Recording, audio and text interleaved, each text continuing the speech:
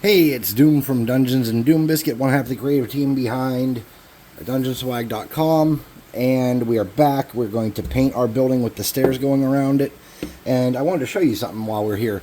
So, I was talking about Dungeon Swag, and what we do is we have a monthly subscription service where we send you 6, 7, 8 miniatures, depending on how much they weigh and stuff, all from our catalog. That's going to be, most of it's on the website now, probably. And if you look at these up close, they are highly detailed. So for $16, you're getting a handful of miniatures. They come with clear bases if you're into that kind of thing. And here's like a set minus one of the guards. It was 3 guards, or 4 guards and 3 villagers. These are super good miniatures. This is a halfling or something. I can't. Yeah, it's a halfling guy.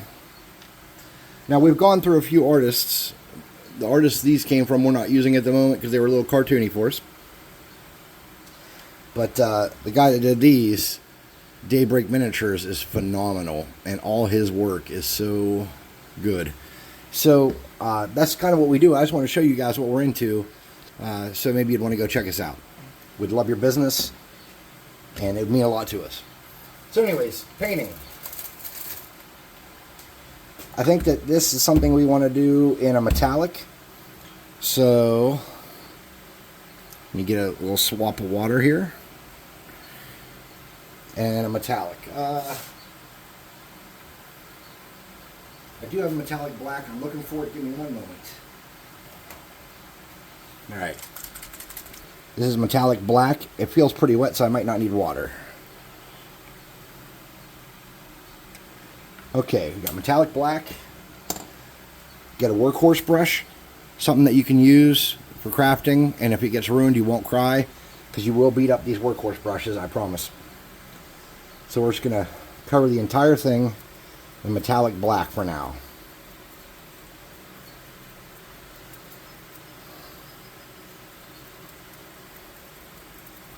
Now, normally we hit this with a hairdryer, and it's got a lot of cardboard when we're working on these, and it dries really quickly. With this, that is not going to be the case. Okay, this base coat is going to take some work, and that's unfortunate because I did not think about that. I should have base coated it and then came back.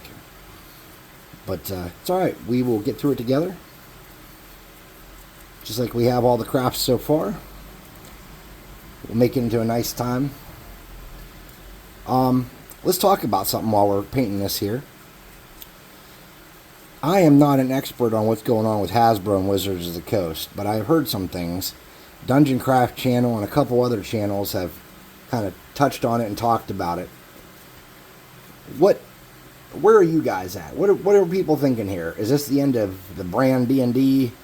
I mean, I can't imagine they'd quit publishing. Maybe they will. I mean, my entire life there's been D&D.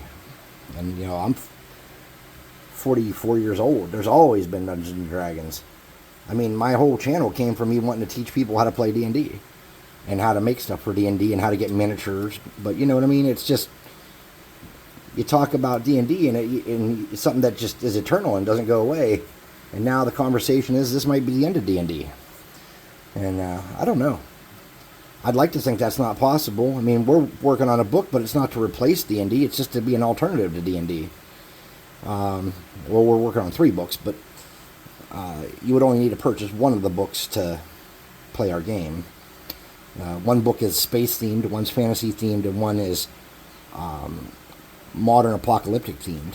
So they're not, you know, your Monster Manual, Player's Handbook, and Dungeon Master's Guide all come in that one book.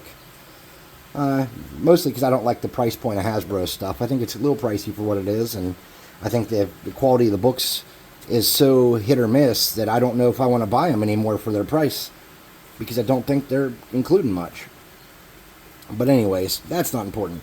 I want to know what you guys think. Tell me if you think this is the end of Hasbro's printing career and that the brand D&D is going to turn into a digital-only property, or whatever you think is going to happen. I recommend you go listen to Dan talk about it on Dungeon Craft. He seems to be more knowledgeable than I, for sure. I'm like the king of wishful thinking over here. and I don't have, an educated opinion on it.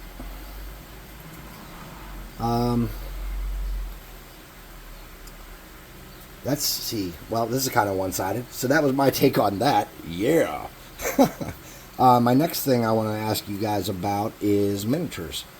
Do you think that playing D&D with miniatures is important?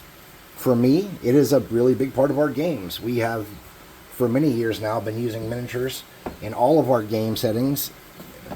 I paint them, and my party members sometimes contribute to providing them for themselves, or Sam, a gentleman in our group that's older than me by many years, has brought me tons of miniatures and HeroClix to convert and turn into miniatures for games.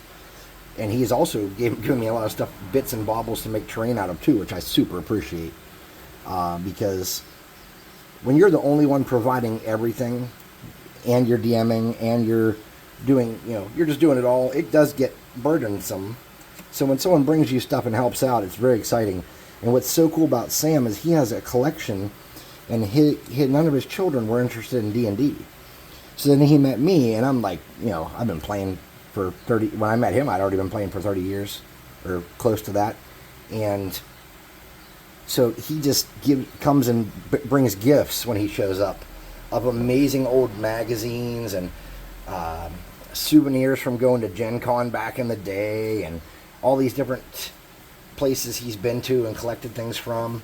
And so even though I had a pretty significant collection of stuff over the years myself, he has bolstered my collection just with phenomenal resources, and it's been a real blessing. And also, he is fun to play with. He's not afraid to try new things.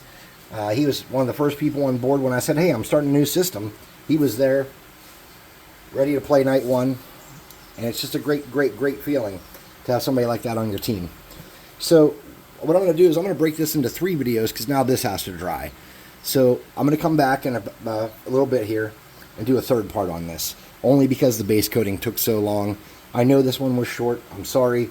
I have to learn how to edit and stuff. I just never took the time to learn that stuff, and it's becoming a problem now that I want to craft for you guys.